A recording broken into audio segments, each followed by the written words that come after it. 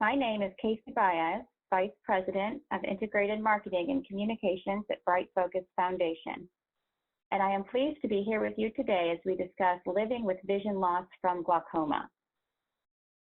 Bright Focus Glaucoma Chats is a monthly program in partnership with the American Glaucoma Society designed to provide people living with glaucoma and their family and friends with the support that they so desperately need by the most renowned glaucoma experts in the country. Bright Focus funds exceptional scientific research worldwide to defeat Alzheimer's disease, macular degeneration, and glaucoma, and provides expert information on these diseases. You can find more information and free resources and publications on our website at www.brightfocus.org. Now I would like to introduce today's guest moderator, Jullia A. Rosdahl, MD, PhD, who will interview our expert.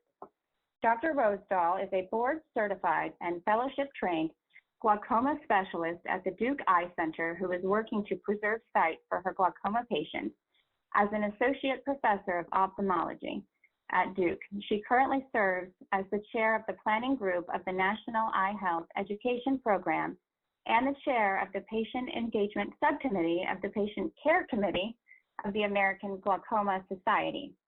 She has authored peer-reviewed articles on health coaching and patient education for glaucoma, as well as numerous chapters and including a textbook on OCT for glaucoma. And she presents regularly at across the nation on these topics.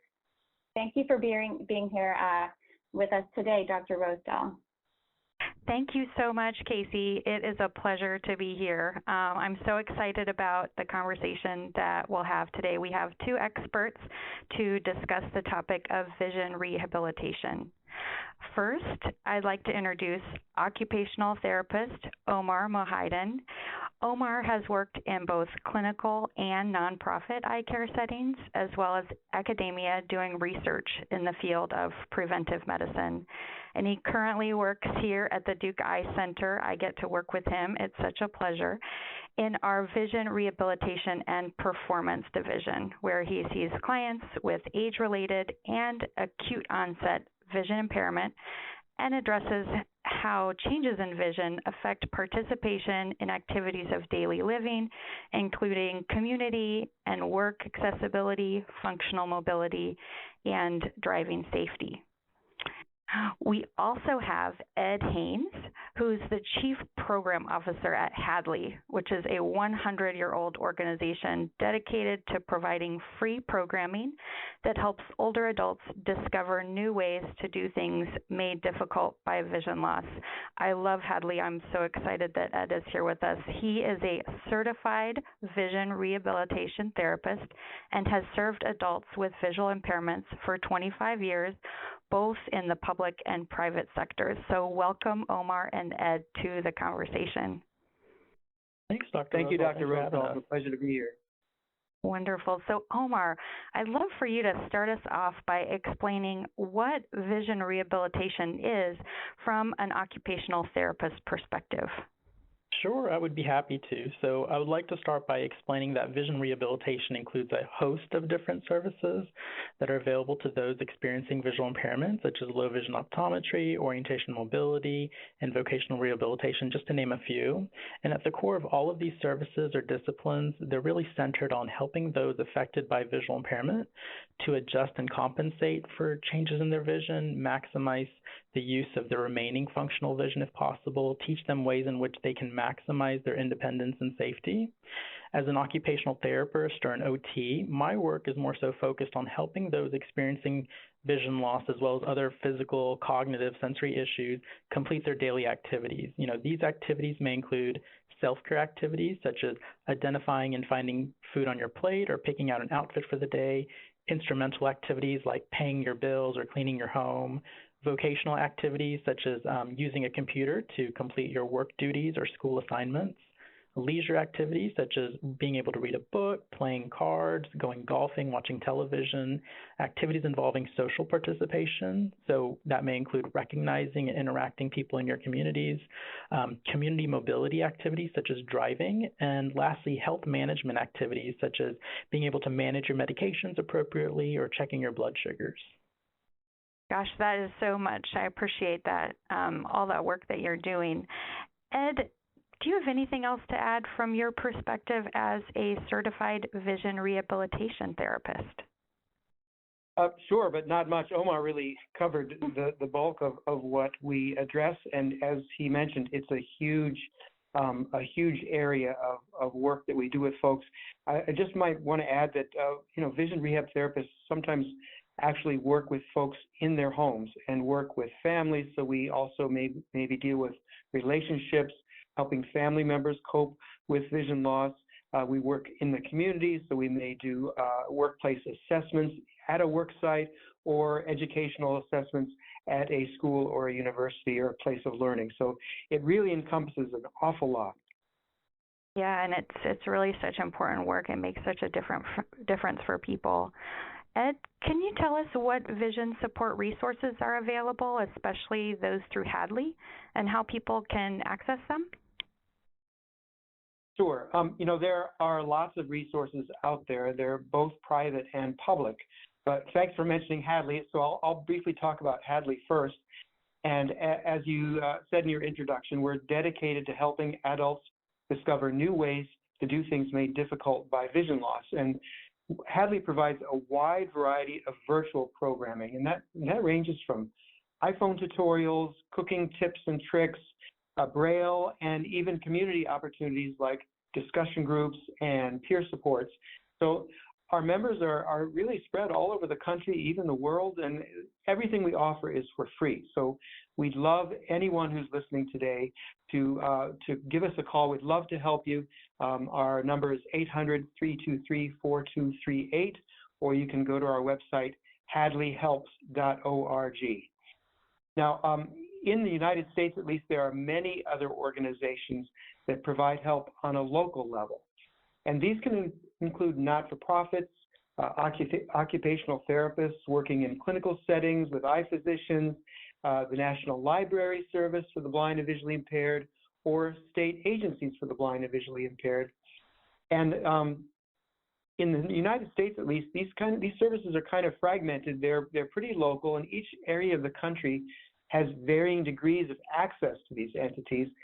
Sometimes, particularly in rural areas, they're unfortunately a little hard to find. So also, many of these organizations have eligibility requirements as well that are all different state by state. So if anyone is listening and is interested in a local agency that can help, we're actually Hadley's happy to help you do that as well. Just give us a call. We have a help desk team that has access to databases of local resources, and we'd be happy to assist anyone to identify a local resource near them.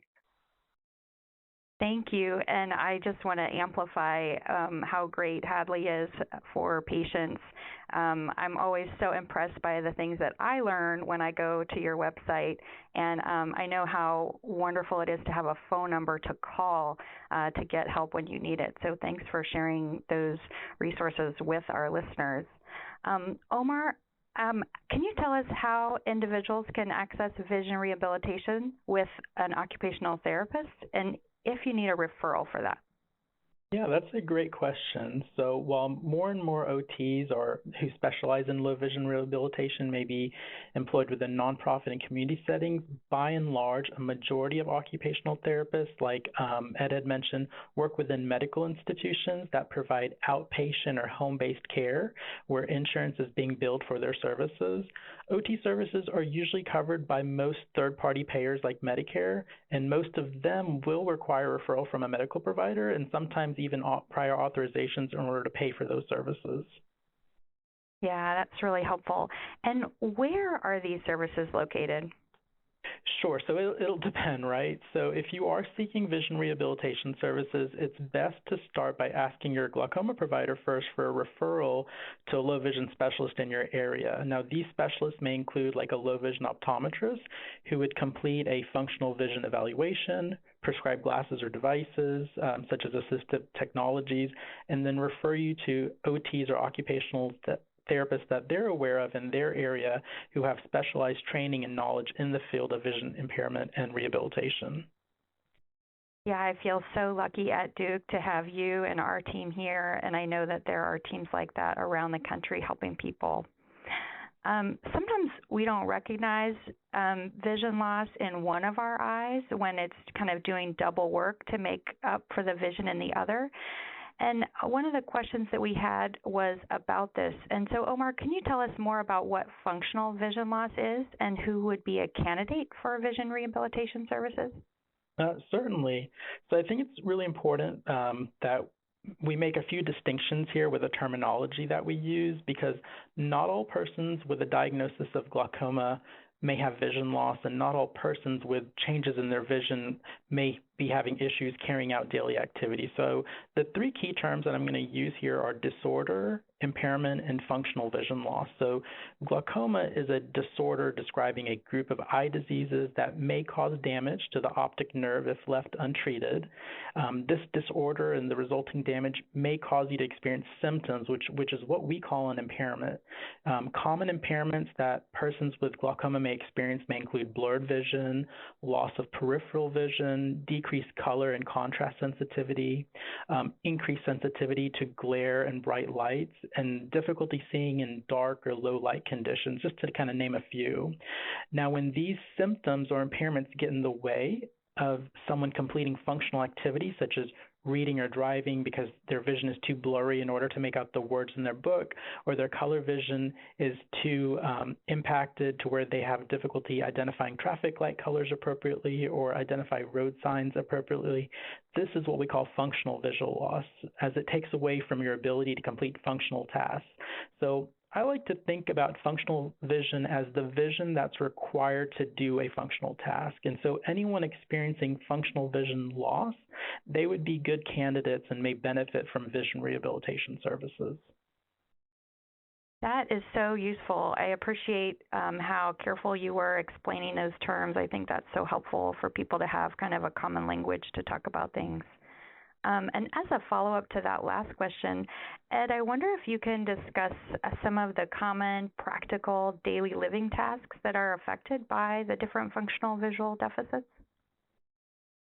Sure, that's a great question too, and I could give you a really, really long answer that could take up a lot of this time, but I'll try to condense my answer as much as I can. You know, daily living tasks are affected, they're really as varied as individuals themselves. They affect individuals in many different ways. A lot depends on the level of vision loss, the time since diagnosis, living conditions, even family environments and relationships. But you know, there are some common tasks that seem to come up for folks pretty often. And the first has to do with reading print. And this means that if reading print is difficult, people may have difficulty reading mail, the newspaper, pill bottles, restaurant menus, signages in stores, or even printed handouts at houses of worship. And, you know, people with typical vision, we take for granted how often in any given day that print is used to go about daily lives. And of course, difficulty reading print then can translate into difficulty using technology like computers or smartphones. We depend on these more and more. We use them to pay bills, text family, call a ride, etc. The list goes on and on. The second category relates to just general problems with safely traveling in our homes or communities. And I think Omar's going to talk about the issue of driving very shortly, but with certain types of vision loss, the loss of side or peripheral vision that sometimes happens with glaucoma, for instance, it can become hard to see the basement stairs or curbs or obstacles on the sidewalk, or hard to walk in crowded places, or just more difficult to get around in the dark without tripping over things. Now, there are lots of skills you can learn to get around these issues, but you have to learn them and you have to find the right expert to teach them to you. And then finally, there's just the general daily things we do every day just to take care of ourselves, from cooking meals to making sure our socks match, to shaving or doing our hair, even taking medications. And the thing is, with daily tasks, if vision affects just one, or vision loss affects just one or two tasks of daily life, that's likely not a catastrophe. But once we lose confidence in several areas, we lose more than just the skills themselves. That loss affects other really important parts of our life. And by that I mean, if we're uncertain about reading a menu and we don't like to ask for help, we may stop eating out with friends as often as we used to. Or if we feel unsafe walking in crowded places, we may put off going to the store when we need to. If we're not sure about matching our clothes, we may stop going to social gatherings like we used to. So daily tasks are definitely impacted. There's a lot of them, but it's important to understand too, there's a ripple effect from this that extends over the whole of a person. How we see ourselves and how we want others to see us. And the bottom line is that vision loss is really a holistic experience. It's not just task specific. It really is, and how you described it, I think that really helps us kind of get a little glimpse of what people might be going through with this. I really appreciate how careful you were with that answer. And you did touch on driving. I know that we get questions about what skills vision rehabilitation can help with, and I know a big one for my patients is driving. Omar, can you touch on that for us? So yes and no. So, this is a very complex question as driving is a very dynamic activity that requires more than just having good vision. For those working in the field of vision and eye care, we recognize that one of the greatest impact that vision loss can have is on someone's eligibility and ability to drive. Driving is one of those daily activities that allows people access to their community, including going to work, grocery shopping, visiting family and friends, going to church or other houses of worship. And depending on where you live, you may or may not have access to alternative means of accessing your community, such as public transportation. So to answer your question, I'll first start by saying that driving eligibility, meaning if you're legal to drive, is dependent on whether a person meets the criteria set forth by the state that you live in. So every state has their own unique requirements and guidelines for driving, but most all states require that you have a certain level of visual acuity and that you have a certain amount of visual field, or your visual field is wide enough in order to drive. Now, there is a difference between being legal to drive and being comfortable to drive. For those who meet DMV requirements but still do not feel comfortable with the idea or the act of driving due to visual concerns, we may introduce vehicle modifications such as extra accessory mirrors for your car to make you more aware of your surroundings, instruct you in organized search and scan strategies to find targets while you're driving. And for those bothered by glare from whether it's sunlight or bright headlights at nighttime, we may introduce you to special sunglasses or filters. And in some cases, we may refer you to other specialists like certified driver evaluators for behind-the-wheel evaluations or comprehensive driving evaluations that looks at more than just vision, but assess you for other concerns involved in driving, such as reaction time, physical motor abilities, and then cognitive deficits. That is really, really helpful. And we actually had a question from one of our listeners about one of the terms that you used, Omar, biopic driving. Can you explain that a little bit more? So did I hear that correct? And with bioptics? Yes. Yes, so that is a great question. So many states do allow for the use of something called a bioptic telescope system. Now, this is something that would have to be prescribed by an eye doctor, and a bioptic is essentially, for those who are unfamiliar with this concept, it's a pair of glasses with a telescope attached to it. It would allow someone to see targets at a distance, but if you've ever taken a look through a pair of binoculars or a telescope before, you're not seeing the whole picture. You're seeing a part of a picture just zoomed in really big. And there are some states that may allow someone who doesn't meet the requirements for driving, but there is a process that may involve clinical training on-road training, different paperwork or forms to be filled out by your eye care provider. So it's hard to answer that question because the laws are so different, but there is an option for some people who would be good candidates in the use of a piece of assistive technology like that. Yeah, and I appreciate you talking about kind of the candidates who it might be good for, because I think, and we might be getting a little bit into the weeds for our listeners, but they might appreciate it. But I think with glaucoma, often a bioptic, a telescope, isn't necessarily going to be helpful because of the type of vision loss that people have. It affects more of their peripheral vision, and so a telescope doesn't particularly help with that. Has that been your experience? Yeah, so not to say that persons with glaucoma are not good candidates for bioptics, but it's typically designed for people who have difficulty seeing detail at a distance. Now, another thing that we notice with glaucoma is that loss of peripheral vision may cause someone to describe their vision as being more dim, or it's harder to see in low light environments. And when you're looking through a telescope, the image is going to appear dim already. So some folks with glaucoma, when looking through a telescope, they may describe the image as not as bright or as helpful as they think it may be. But again, everyone is different. Everyone's vision loss is going to be different. So to be evaluated for the use of a bioptic, it's going to have to be done on kind of like a one-by-one basis. Sure. That makes a lot of sense. We actually have another question from one of our listeners, and I think that this might be great for Ed based on your experience with as a vision rehabilitation therapist, although Omar might be able to weigh in as well. But the caller notes that since glaucoma can be hereditary, how can family members be brought into the rehab process without negatively impacting their feelings on the possibility of facing such a reality in the future? Tough question, but I wonder what your thoughts are, Ed. That is a really tough question, and there is no right or wrong answer, but I would encourage family members to be involved with their relatives' eye care right from the get-go, and to attend the physician appointments with their family member, gather information with their family member, and try to be part of the process right away. The more familiar you are with something, the less afraid you are of it. So once you become involved, you get to know what's going to happen, what's going on, and I think that can reduce some of the anxiety. Not always, but that might be a place to start. Yeah, wonderful.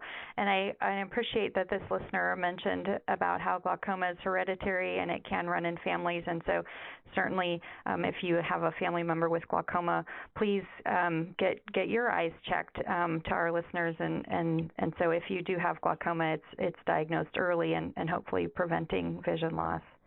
Another question that we see is, why is it that I can see more sharply when my eyes are dilated? And as an ophthalmologist, I'll try to touch on this subject. Although a lot of people feel like their vision's temporarily worse when their pupils are dilated, some people do feel like they can see better when their eyes are dilated because of the size of the pupil and how it can impact vision. A small pupil can sometimes block some of the light, making things a little dimmer, make some of those symptoms like Omar mentioned earlier a little bit pronounced, and a larger pupil can let more light in. And so that's might be helpful to the person who had that question. I want to move on to legal blindness. And Omar, can you explain to us what it means to be legally blind?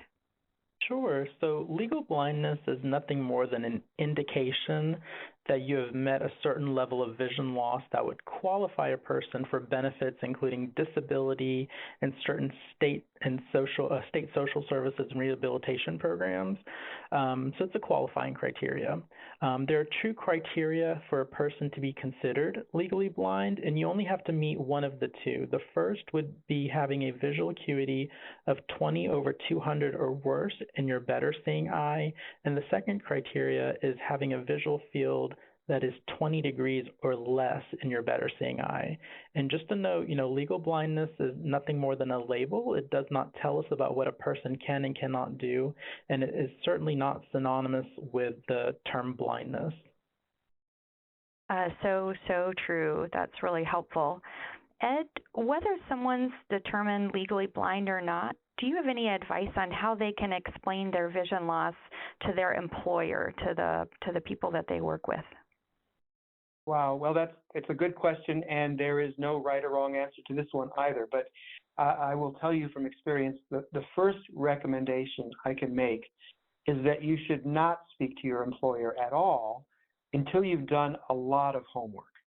Because sadly, you can count on your employer knowing absolutely nothing about vision loss. That's just the way it is. And in fact, they may have a bunch of negative impressions about vision loss because that's just the way vision loss is shown, portrayed in the media. So there are some important things that you should be confident about before you talk to your employer. And the first is, you'll need to be able to clearly explain your diagnosis. And this is where your physician can come in and help you do this, help you understand not only what they're telling you, but then how to repeat that in a way that other folks can understand as well. So know what your diagnosis is and know how to explain it to others. And then secondly, have your own good idea about what parts of your job may be impacted by that diagnosis. And you may not know all of them, but as you work with a vision impairment, you'll get an idea of what's hard and what's not. So have a good idea about what those tasks are. And then you'll need to come up with a plan of accommodation for that impact, because your employer will not know what to do. You have to come to your employer with solutions. But here's the good news. You don't have to come up with this all on your own. Every state has a vocational rehabilitation program with specialists whose sole job it is to help you as a person with a vision impairment stay on the job. Now, vocational rehabilitation, Omar touched on it before. It's a topic really for another discussion. But folks like myself or Omar can help you find a vocational rehabilitation office in your area. And these services are federally mandated and they're free. So use these services to come up with a comprehensive plan. And then finally, before you march in there to your employer, you need to practice what you're going to say. Work with a friend or someone else, a family member, and rehearse your talk with your employer over and over again. Do it more than just a few times. When you're confident, your employer will be confident in your abilities as well. That is such a great roadmap that you laid out, so helpful. Omar touched on this before when he talked about what legal blindness was and how it was useful for kind of identifying benefits. Can you talk a little bit more about that, Ed, about what benefits people with vision loss might be eligible for, and would this be like qualifying for a disability? It's hard to give an accurate answer, but yes, one of the benefits that someone with legal blindness, for instance, would be eligible for is potentially vocational rehabilitation.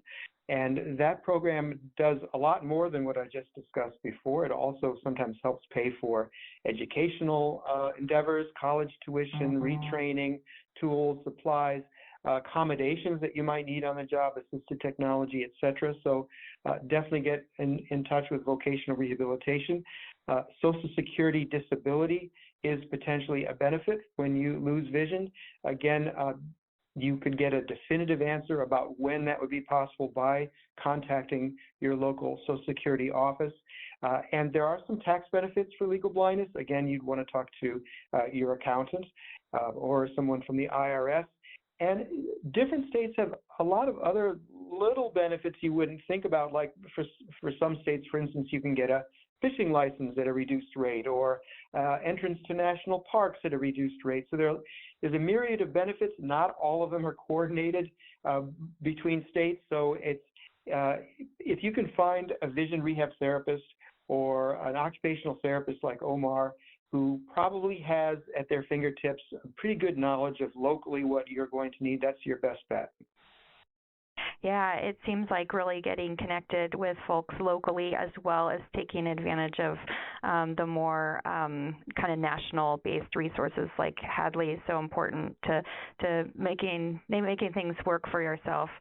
We actually had another question from one of our listeners, and I think that, Omar, I'd love for you to take this question because I've heard you talk about this before to us here at Duke at our last glaucoma symposium, actually. And this is about glasses, and I think tinted glasses. So this listener asks, are there any recommendations on glasses to help with depth perception, with vision blur or fog? And they're asking about different tints. And I have heard you speak on this before, and I always find it really helpful, although I know you can't really say anything specific, but any guidance that you can offer this listener? Yeah, so when we look at filters, as we call them, instead of sunglasses for glare control, we're trying to block out glare. And glare, you hear this term used all the time, but really all it means is that light is scattering in someone's eyes, and it's making things look hazy or cloudy, kind of like a fog that you just can't seem to cut through. And there's a lot of different sources of glare, but what we do know is that one of the most strongest contributors to glare is blue light. Blue light tends to scatter more, it tends to cause more glare. A lot of people complain to me every day about the new headlights on especially the newer cars at nighttime being more bothersome. Those new headlights are not brighter, they're bluer. So these bluer headlights, they're longer range, they tend to go further out onto the highway ahead of them. But on the receiving end, it looks like their high beams are on or their brights are on. So we do recommend blue light blocking sunglasses. And within these blue light blockers, there's a myriad of different tints. And it's really individual for the person and which tint helps them see the best. But what's typically recommended, and again, you may want to see a low vision optometrist or occupational therapist to get specific recommendations for yourself and have an opportunity to try these tints on and see how they look. Kind of the general recommendations are you don't want to go with the darkest sunglasses because if you have a hard time seeing at nighttime, you don't want to simulate nighttime everywhere you go. So yellow may be a good light tint that allows you to bring in all the good light while still blocking out the bad light that's causing that glare. A good dark color that's really popular amongst the glaucoma patient population is what we call plum or boysenberry. It's kind of like a purple color in nature. And I know, Dr. Rosdahl, you've heard me joke about this, but you know, when you see Whoopi Goldberg and Elton John and that guy Bono from U2 wearing purple sunglasses, they all have something in common with every caller on this listening in today, and that is that all those three celebrities, they have glaucoma. So it's not a fashion statement, but something that they're using for glare control. But like I said, everything is individual to the person. But those are the kind of criteria that we tend to work within when recommending filters. Wonderful.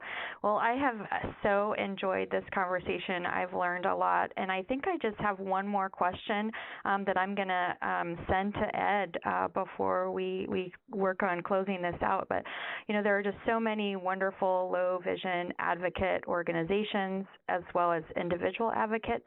And so, Ed, what's the best way for people to connect with these groups and with these individual advocates?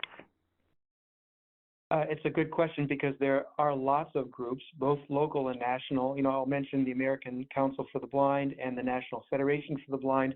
Those are advocacy organizations. They have chapters all over the country, local in counties and states. And there are lots of other smaller support group systems. And then Hadley has a peer-to-peer program where we can match you with a peer who's experiencing the same type of vision loss you are. But what I will say about all of these is that getting in contact with other folks who are experiencing the same thing is just as an important component of adjusting to vision loss as is the help that Omar and I can give you. There's something so meaningful about being able to talk about your vision impairment with someone who understands, who's going through the same thing. So I really encourage folks to try to find a support group. And there are virtual support groups, and Hadley offers discussion groups. Well Connected is another resource. Then there's the glaucoma community from Prevent Blindness. That's a terrific resource as well. So there's a lot out there. I really encourage folks to try to engage with others. Wonderful. I again thank you so much, Omar and Ed, for this fantastic conversation. I'm going to send our virtual microphone back to Casey to close us out. Thank you so much, Dr. Rosdahl, Omar, and Ed, for the important information that you shared with us today. And this concludes today's Bright Focus Glaucoma Chat. The information provided in this recording is a public service of Bright Focus Foundation and is not intended to constitute medical advice. Please consult your physician for personalized medical, dietary, and/or exercise advice. Any medications or supplements should only be taken under medical supervision. Bright Focus Foundation does not endorse any medical products or therapies.